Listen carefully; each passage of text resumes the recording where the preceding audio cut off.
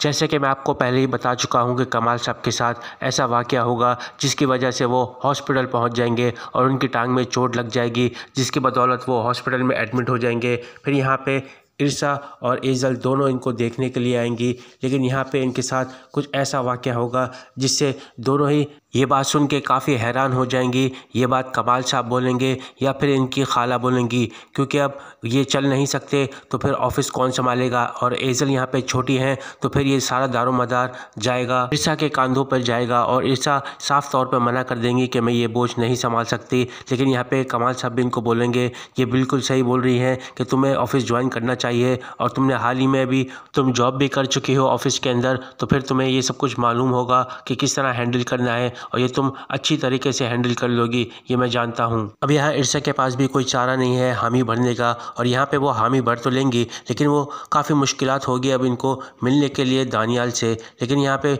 छुप छुपा के ये दानियाल से मिलेंगी और दानियाल को बताएंगी कि मुझे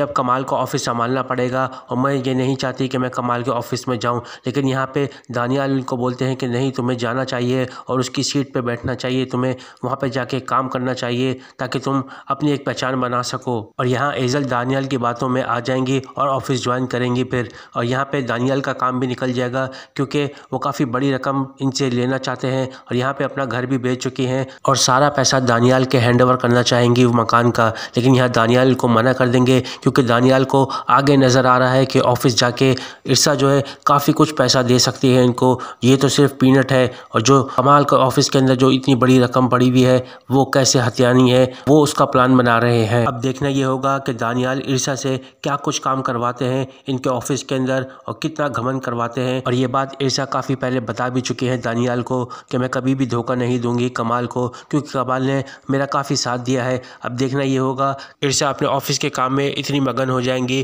कि उनको अंदाज़ा नहीं होगा कि उनके पीठ के पीछे घर में क्या कुछ हो रहा है। और यहाँ पे दानियाल को दोनों तरफ से फ़ायदा है, क्योंकि दानियाल ने काफ़ी ज़बरदस्त तरीके से एजल को कैप्चर कर लिया है, जान से मारने की धमकी दी थी, और इसी वजह से एजल जो है इनके प्यार में पिघल गई। लेकिन यहाँ पे एजल भी अब मुश्किल में फंस जाएंगी, और एजल की काफ़ी मुश्किलात भी पैदा हो रही हैं क्योंकि अब इरसा ने ऑफिस ज्वाइन कर लिया है, और एजल ये कभी नहीं चाहती थी कि इरसा जो है ऑफिस ज्वाइन करे, क्योंकि काफ़ी जायदाद फिर इनके हाथ में ना चली जाए, इसी के डर की वजह से काफ़ी ये प्लान करेंगी। और फिर यहाँ पर कमाल साहब की दोस्त के ऊपर प्रेशराइज करेंगी कि तुम्हें मैं जिस काम के लिए लेकर आई थी अब वो काम तुम्हें लाजमी करना है, और अगर तुमने ये काम नहीं किया तो तुम इस घर से वापसी चली जाओगी। और जब इरसा घर में नहीं होंगी तो फिर इनकी दोस्त इनके करीब आने की कोशिश करेगी, और यहाँ पे फिर इसी बात को लेकर कमाल काफ़ी परेशान होंगे क्योंकि इरसा इनको पहले भी देख चुकी है इनकी दोस्त के साथ, और वो अब उठ भी नहीं पाएंगे अगर इनकी दोस्त इनके करीब आ गई, और अगर इरसा ने देख लिया तो वो इनको छोड़ के चली जाएंगी। ऐसी और भी अपडेट आपको मिलती रहेगी, तो प्लीज़ हमारे साथ बने रहिएगा। वीडियो लाइक कीजिए, सब्सक्राइब कीजिए।